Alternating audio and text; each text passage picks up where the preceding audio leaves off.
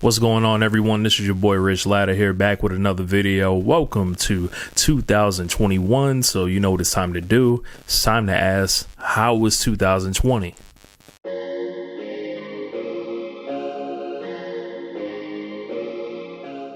Make sure you're liking and subscribing to the channel and following, doing all that sharing and all that good stuff if you want to do that for your boy. So how was 2020? Well, biggest thing that happened in my life for sure is I got married. I have a beautiful wife, and I can't wait to start rapping about my life with her in a non-corny way, that is, because I know that's a difficult subject for rappers to do sometimes, and primarily because it sounds preachy sometimes, but my life as a married man thus far has been phenomenal, and I've anticipated on staying that way. I think there's a way to do it to where it doesn't turn people off and doesn't make me sound so old. So something else I did in 2020 was I produced an album for Montezzi and Isaiah Swerve Scott of NXT called GPS. It's available on all streaming services. The coolest thing about that was I produced 10 songs on the album out of, I think there was like 12 songs. So like when you have that much of a hand in someone's music, you feel a certain sense of pride on it, and like Randy Watson. So it's kind of what I've called like a secret Rich Latta album. Like if you want to hear, like I know Prince used to produce other artists' albums all the time, but what Prince would do would be he would essentially do all the songs and then make the person re-sing them. I didn't write the songs or anything, help with a hook here or there, but as far as like producing, like these are all beats I would have picked for myself, and as a producer, you keep certain amounts of beats and then you give away the others. So and there's a balancing act there, because it's like, man, do I really have what it takes to use this beat? But my mentality is, well, if I would have kept this song, what would I have done with it? But I try not to think about that, and I try to do what's best for the artist, the song, the project, whatever I'm working on. To get someone to like really commit to that song, you have to jump in, feet first with it. So like offer up your best. That's what I try to do. So I made a bunch of stuff for my own project that I don't know when it's going to be released yet. I don't know if it's going to be a project or single by single release. Like I released a lot of songs this past year. I dropped 11 singles last year, as well as a 3-song EP. So that was kind of like another secret album that was out there for you guys. If you guys want to put all the songs together on a playlist, that all was kind of made around the same time. But I just want to make sure none of the music gets slept on. So as far as the new stuff, I'm going to start rolling that stuff out when I have kind of a finalized plan for it and I can present it how I want to.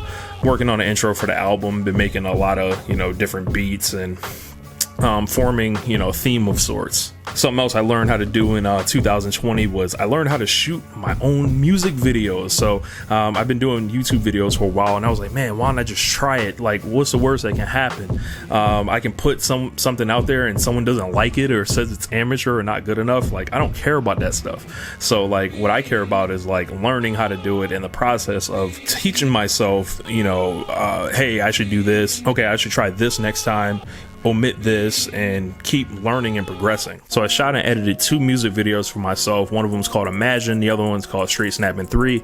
You may have seen if you're a follower on the channel, and Straight Snapping 3 was really dope. It was one of my most I heard a lot back about this song, like as far as like anything, any social media that I posted it on, people went crazy with the likes, crazy with the comments, like checking it out and upvoting it, and really with that song I really had something to say. We were square in the middle of this pandemic that is like really hurt the world, and I was watching a lot of stuff that was going on the news at the time, and I thought it was another time for Straight Snapping 3. Straight Snapping 4 is probably going to be the first song of my untitled as of now album that's coming, so look out for that. Also did a video for Imagine totally spontaneous. Set my tripod up in a park. It was raining at the time, so you may or may not be able to tell in that video, but like, it wasn't heavy rain, but that was really fun to shoot. I think I shot like 7 or 8 takes. There's a behind the scenes video, so check that out too. I released a 3-song EP, as I mentioned, called 3-Pack. 3 songs on there: Little Black Dress, Juke City, and Straight Snapping 3. 3 different songs, different subject matter, and you know, just good music. I've added to my setup a lot this year. You know, I've just added more lighting and different mics. I got a Newman TLM 103, just trying to invest in the sound to make sure I'm producing the highest quality that I can myself, and you know, really trying to cut down on you know, spending for studio time and things like that. And from what I've been doing, like as far as studying, like, you know, how to become a better engineer. Shout out to David DeCrook. He has a lot of dope videos out there, and different people that I've just been watching. Sky Jordan, guys, you know, just learning different techniques. And you know, I finally got myself some monitors, and I've been making music for over like 15 years without them. And now that I have them, I don't always use them because I'm so used to using headphones, but at the same time, it's a good option to have because I can hear my music wider, whether it's a mix or whether it's producing the beat, and I get a different feeling from hearing it out loud. I can make it really fast. So I also was deep into like a weight loss process before I got married. I was heavy on my diet. You can probably see in some of my YouTube videos I looked a tad slimmer, but since the marriage I've been or after the wedding I should say, I started messing around with the food again and started eating whatever I want. Probably gained it all back, but that's cool. I know summer's coming, and that'll give me a target to get to where I really want to be. But in 2021, it's just taking the time that I spent by myself in 2020, bettering my craft, diving into the craft and putting that into use, because those hours they will not go to waste. So I made sure I can, you know, while this thing's not over, as far as you know, the coronavirus and all that, I wanted to make sure the hours that could have been spent were spent on the craft, because the craft never goes anywhere. Like, you can either get better or worse every day, and I feel like I got better. So you know, moving forward, we're just gonna put those lessons into good use. We're gonna keep working on different projects. I'm gonna be contributing to a project called The Canvas, which you guys will find more about soon, with Montezi, Isaiah Swerve Scott, and Mike Simmons, Mike the GOAT, as they say. And you're gonna probably see some big name artists participating in that with us as well. Don't want to let the cat out the bag yet, but I'll be doing some production on that, probably a couple verses as well. So you know, I'm just, you know, moving forward. I'll be 32 in April. That'll be my Magic Johnson year, as I'll say.